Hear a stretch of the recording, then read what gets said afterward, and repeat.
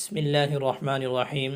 عن أبي هريرة رضي الله تعالى عنه قال قال رسول الله صلى الله عليه وسلم تنكح المرأة الأربع لمالها ولحسبها ولجمالها ولدينها فاظفر بذات الدين تربت يداك رواہ البخاری۔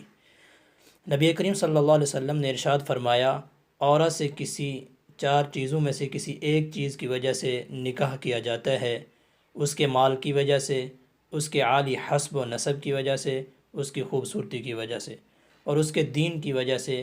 پھر حضور صلی اللہ علیہ وسلم نے ارشاد فرمایا، اگر کامیاب نکاح، کامیاب شادی چاہتے ہو، کامیاب ازدواجی زندگی چاہتے ہو تو پھر دین والی کا انتخاب کرو۔ فاظفر بذات الدین، دین والی کے ساتھ کامیابی حاصل کرو، اور اگر ایسا نہیں کرو گے تو بعد میں ندامت اٹھانی پڑے گی۔ تو دوستو، اللہ کے نبی صلی اللہ علیہ وسلم نے چار چیزیں بیان کی ہیں۔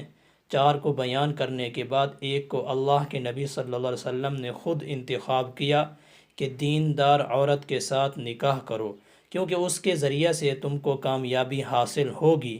کہ جب عورت دیندار ہوگی، جو گھر میں آئی ہے بیوی کی شکل میں، کل کو جب ماں کی شکل میں آئے گی تو پھر یہ اپنی اولاد کو نیک اور دین کی طرف تربیت کرے گی۔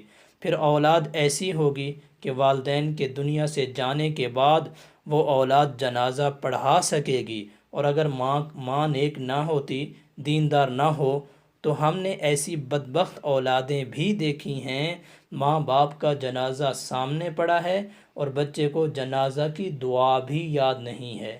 اب ان میں سے چار چیزوں کی طرف اس طرح سے ہمارے ہاں دیکھا جاتا ہے کہ بچی نے پڑھا ہوا کتنا ہے، اس کی خوبصورتی کو دیکھا جاتا ہے، اس کے مال کو کسی درجے میں دیکھا جاتا ہے، اور کھانا وغیرہ پکا سکتی ہے یا نہیں، دینداری کو دیکھا بھی نہیں جاتا۔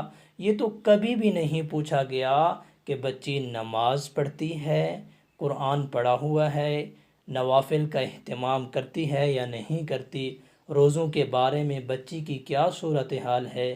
یعنی جن کو اللہ کے نبی صلی اللہ علیہ وسلم نے مینشن کیا ہے، نشاندہی کی ہے، جو خوبی اللہ کے نبی صلی اللہ علیہ وسلم نے ہمیں کہا ہے کہ اس میں دیکھو، تو ہم اس کو دیکھتے ہی نہیں۔ تو اس لیے دوستو، ہمیں چاہیے جب بچوں کے لیے بچیوں کا رشتہ دیکھنے کے لیے جائیں تو دینداری کو سب سے پہلے درجے میں ترجیحاً دیکھیں، بچی کی دینداری کیسی ہے۔ باقی چیزیں جو ہم دیکھتے ہیں، جو سب سے پہلے دیکھتے ہیں، وہ ثانوی درجہ کی ہیں، اس کو ثانوی درجے میں ہمیں دیکھنا چاہیے۔ السلام علیکم ورحمۃ اللہ وبرکاتہ۔